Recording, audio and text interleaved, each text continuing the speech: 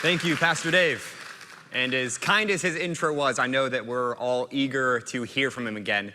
And if we haven't met, my name is Harry, and I'm the middle school pastor here. But I am really excited to be here with you guys because we have such an interesting and encouraging passage. And to help understand it in its fullness, we're going to be going back to a lesson I learned a decade ago in 11th grade Spanish class. Now, Spanish was one of my favorite classes in high school because I had such a great teacher. Mrs. Soliday, she was kind, she was encouraging, she made things understandable, and I was really loving Spanish. And I was making really quick progress, which was part of what made it so fun.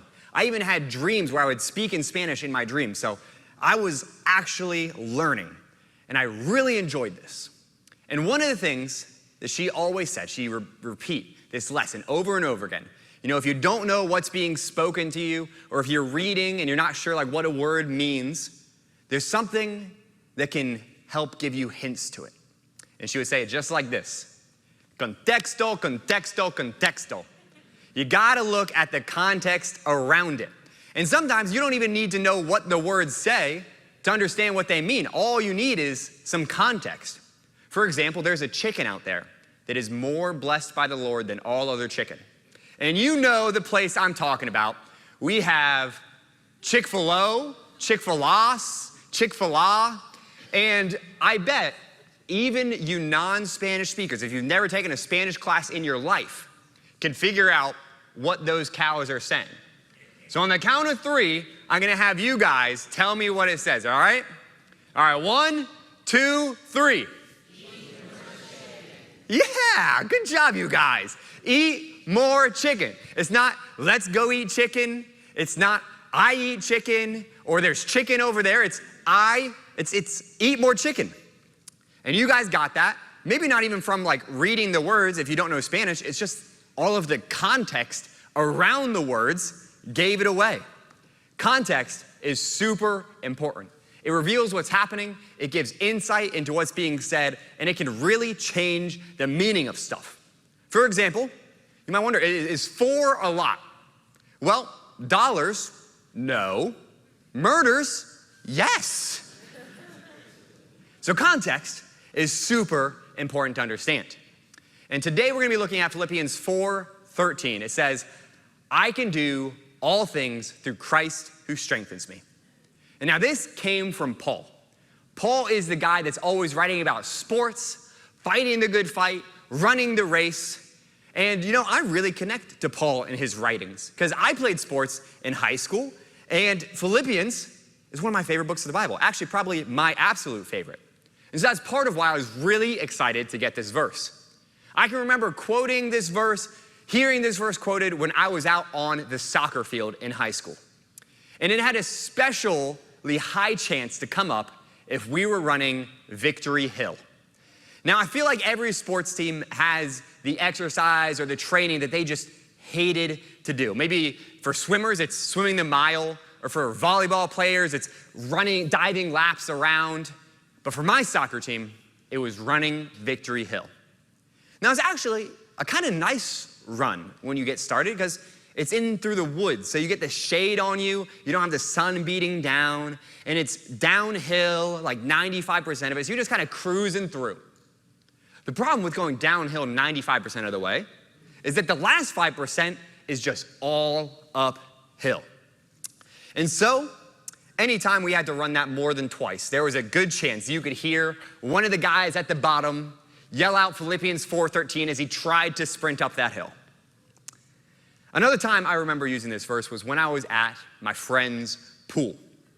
So I was thinking to myself, right, I can do all things through Christ who strengthens me, right? And Jesus walked on water. And Peter, he walked on water too. So I can probably run on water. And so what I would do is I would back away from the edge of the pool, get into my running stance, and sprint full speed ahead at that water. And I get my first step on, my second step on, and by the time my third step is hitting, so is my face. And so I get out and I try it again and again and again, maybe 15 times, but I never did get it. So, Can I really do all things through Christ who strengthens me? Or is it only like physical accomplishments, like running up Victory Hill? Or can it be miraculous, like running on water? Or perhaps it's more spiritual or mental? Or perhaps a mix of both? If you're curious about it, good. Here's what culture says it's about. They say it's about your accomplishments. I can get this promotion. I can secure this date with that person. I can finish this project. I can run this marathon. I can do all these things through Jesus who gives me strength. Culture pushes the same idea that I had as a child, that this verse is about overcoming, doing hard things in your life through Jesus. This verse is about doing things. Now, you may or may not be able to do all of these things, and Jesus may or may not empower you to do all of these things. But that's not what this verse is about. And Nick said it last week. The problem is that we frequently read it egocentrically when we should read it Christocentrically. Because it's not about what we can do, it's about how good God is. This verse isn't about accomplishing amazing feats. It's more about being okay with things through Jesus. And it's not even about being okay because things are going to be good or going your way. It's about being okay when life is falling apart around you. It's not about being okay because things are going how you will them. It's about being okay because you're walking in God's will. It's about having peace because you recognize God as your ultimate need and you already have a relationship with him. It's about not letting the circumstances of your life permanently dictate your soul health. All throughout our highs and our lows, the fruit from being with the Spirit should still be pouring out of us, even in our lows. Love, joy, peace, patience, kindness, goodness, faithfulness, gentleness, and self-control should all be coming out of us. It's about contentment. And more than contentment, it's about shalom. That is the ultimate peace found in relationship with God. And if you haven't studied the word shalom, look it up because it's incredible. So how do I know this verse is about being okay with things, having shalom, and not about conquering a fear of heights? Well, a quick Google search of what does Philippians 4:13 means? It was actually surprisingly more accurate than I thought it was going to be. The first and only 3 links I looked at all agreed that the verse is about doing things bigger than you thought possible, like God-sized dreams, like 500 baptisms in 3 years. It's about getting through things you wish you never had to go through the power of Jesus. None of the websites were the motivational, you can climb a mountain, you can dunk a basketball through Jesus. So why do the commentaries I read, and the few websites I clicked on all agree? What are they seeing that makes them think this is what the passage means? Well, they're using the lesson that I learned in my 11th grade Spanish class. Contexto, contexto, contexto. And there's so much context here. There are so many different things that you could look at to give insight into this one verse. The whole book of Philippians together, the letter, gives insight into this verse. We don't have time to read it all. Paul's life, his circumstances give insight into the verse.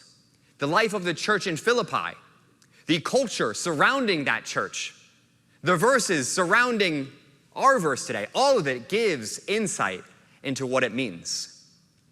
So let's look at where Paul is right now. If we go back to Philippians 1:13, Paul says, I am in chains for Jesus. So that means Paul is in prison right now as he's writing this. Now, I have never been to a prison, seen one in operation, but I've heard that they're pretty horrible places. And Paul's experience was no exception to this. But I have been to jail before, and it's not a pleasant place, right? You can feel the brokenness of all of the people around you. But you're also gonna see some people that look different.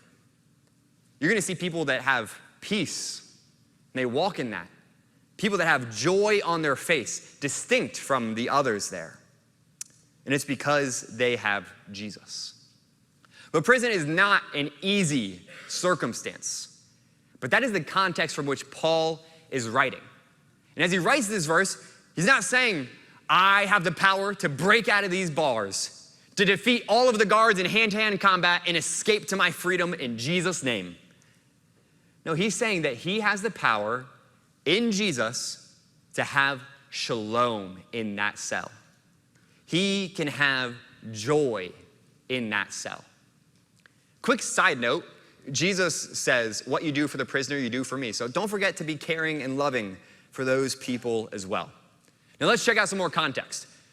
Around verse 13, we'll look at verse 10 all the way through. This is what Paul says.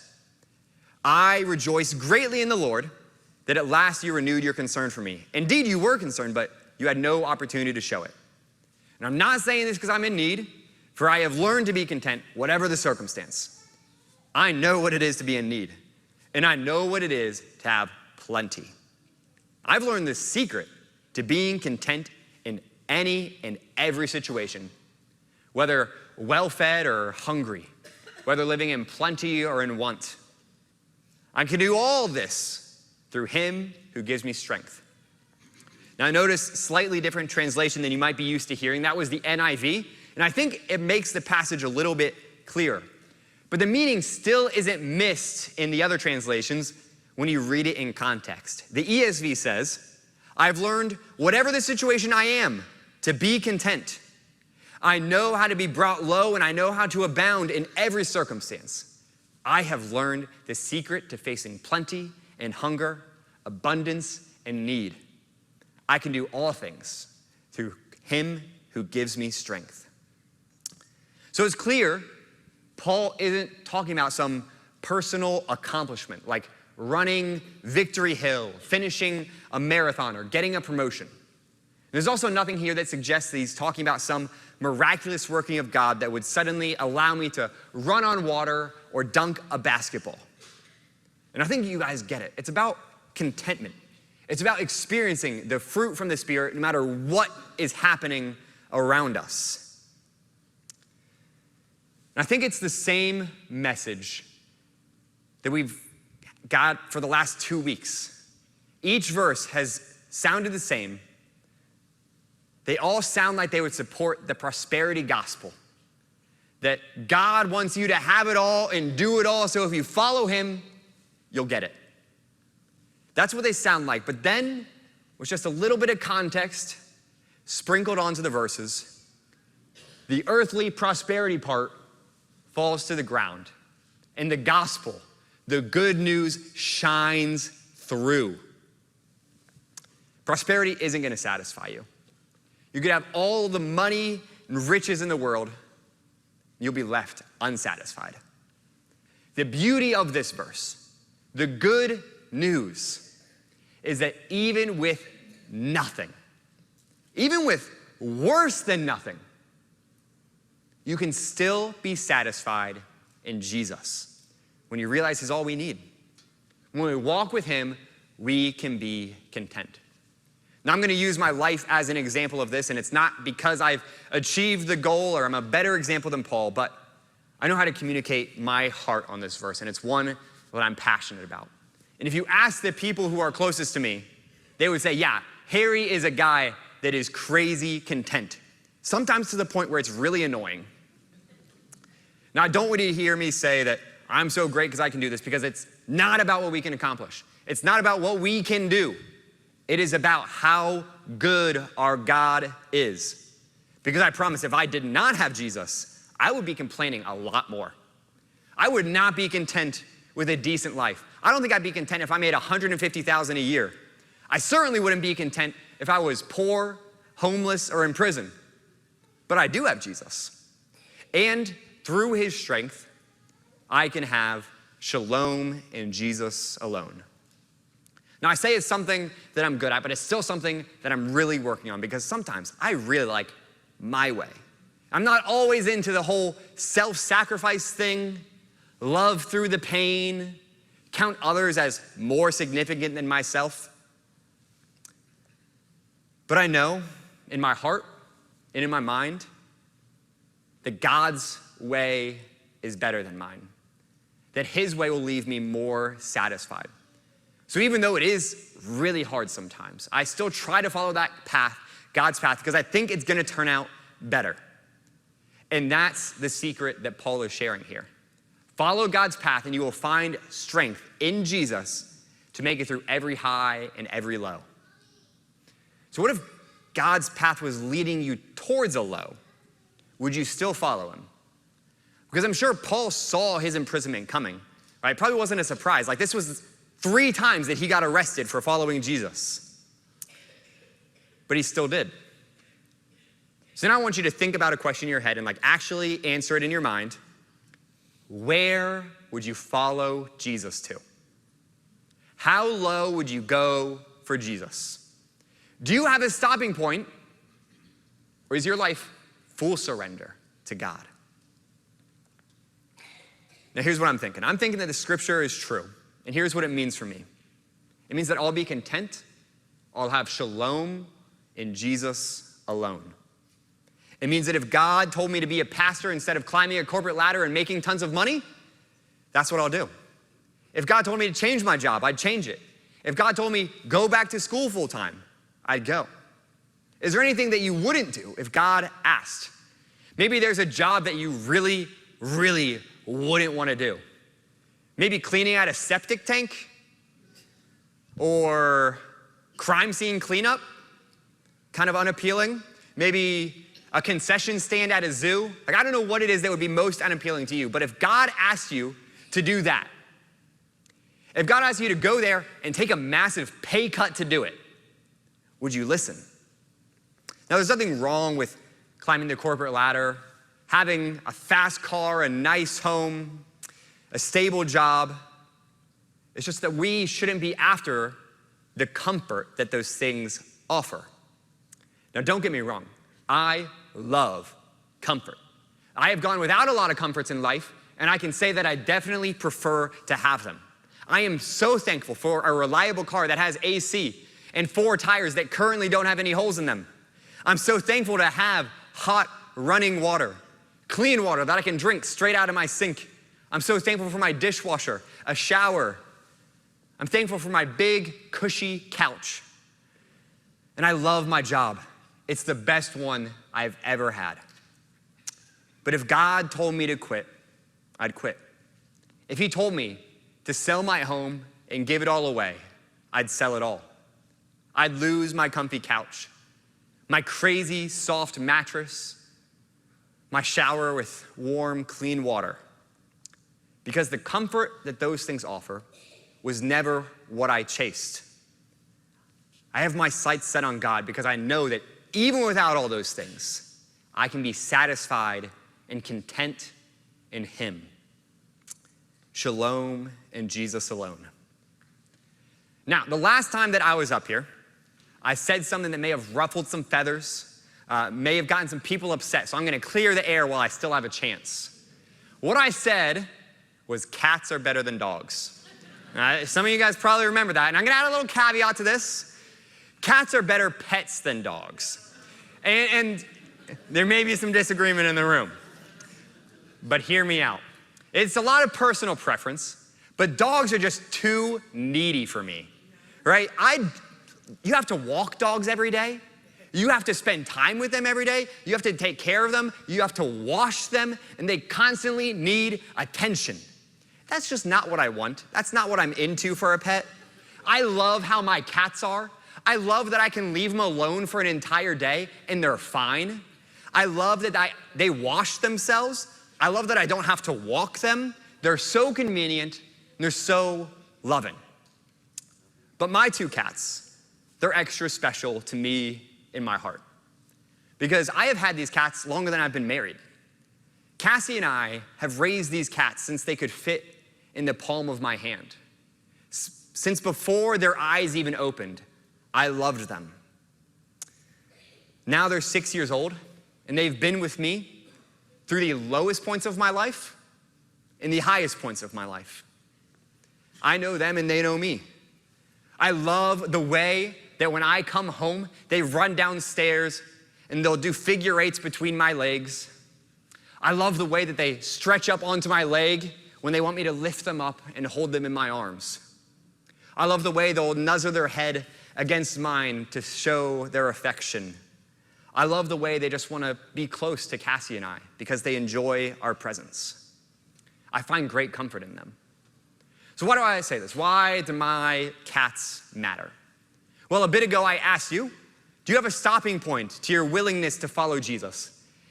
And as I pondered that question myself, and I was thinking about it and writing this, my cat came downstairs and looked me in my eyes, and thought passed through my mind, would I give up my cats if Jesus asked? Would I rehome them, never to see them again?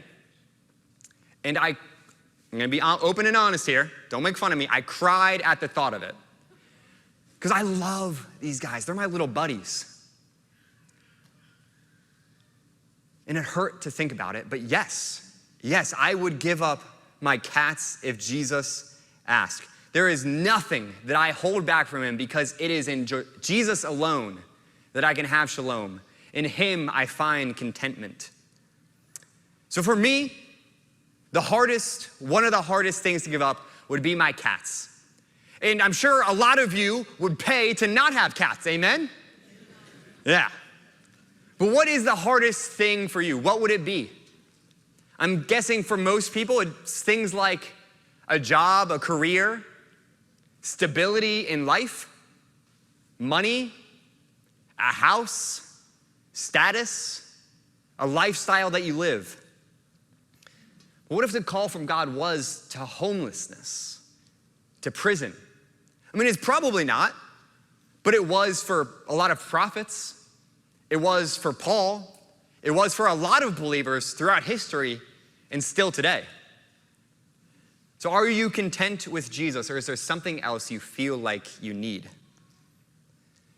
And as you ponder how low you would step for Jesus, I want you to also consider how low Jesus has already stepped for you.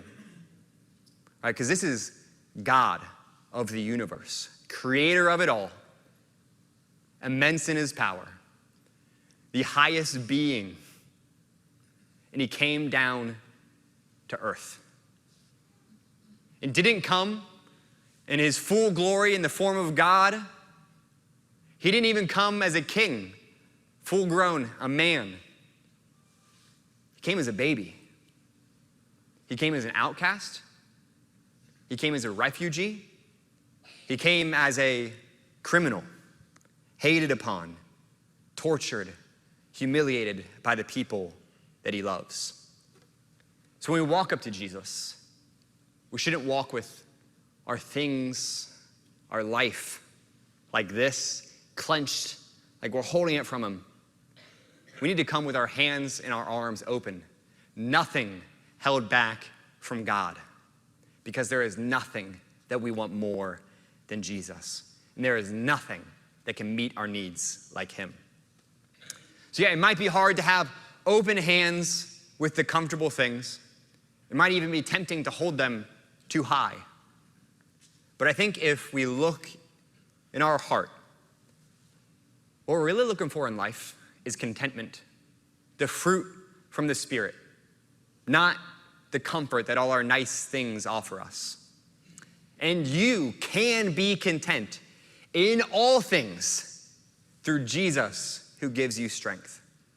There is peace walking Jesus' path. So how do you hear the voice of God so that you can go down that path? Well, that's a whole sermon unto itself, but the short answer is learn his voice. And you do that through reading the Bible day and night, praying all the time, and taking time to listen. And I hope through this you have seen Paul's heart and my heart, a willingness through the strength of Jesus to go with him into any circumstance, no matter how hard it is. So I think the last question I would be wondering right now is, what if it's not a circumstance that God leads me to? Like preaching a gospel where it's illegal, so I end up in prison. Like God is clearly leading me to that. What if it's just awful circumstances? It's just awful because the world is broken. Well, I'm going to leave you with an example of a man who lived out Philippians 4:13 in a situation like that. Truly awful circumstances. It's a story of a man that I've told before because it's a really great story. His name is Horatio. He's a lawyer, he's a businessman, and a family man. And he's a man who went through tragedy. In 1871, 150 years ago, Horatio lost his only son. He had 5 children, 1 son, and he died. And in that same year, his business burnt down in the Great Chicago fires. And so a couple years later, Horatio and his wife, Anna, decided that it was time for them to leave the States and go back to England. And so Anna and their 4 daughters got on an ocean liner to cross the Atlantic. And Horatio had to stay back a little bit to handle some business. And on their way across, they collided with another ship. And so Anna grabbed her 4 daughters, rushed them up to the top of the deck, got on her knees and prayed. God, let your will be done. Please spare my daughters and I, or give us strength for what's next. All 4 daughters would pass away. And Anna, after she was rescued, would write to Horatio, saved alone, what shall I do? Horatio would leave immediately to go and grieve with her. And on his way across the Atlantic, the captain of the ship would pull him into his cabin and informed him that they had come to the spot where his last 4 children died. And it was on this journey, after that moment, that Horatio wrote the song that you probably know, It Is Well. Standing in Horatio's spot, it is only through the power of Jesus and his strength that he could say, it is well with my soul. That's what Philippians 4:13 is about. It's so much bigger than being able to run up a hill, than being able to run across water, or any other personal accomplishment. It means, like Paul says, that whether we live in comfort or chaos, wealthy or poor, treated like a slave or like a king, that we have shalom in Jesus alone. Philippians 4:13 means that if we find ourselves like Horatio, our life burned to the ground, falling apart all around us, that we can still look to our God, call him good, and in his strength, our life surrendered, sing, it is well. Hey, thanks so much for watching this video. I hope that you enjoyed it and that you got a lot out of it. If you feel like you need to respond, you can visit fairviewvillagechurch.com/prayer, and you can fill out the forms there and let us know how we can be praying for you. Or you can scan the QR code below, and that'll take you everywhere you need to go for next steps. Thanks so much for joining. We hope you have a great week and looking forward to connect with you.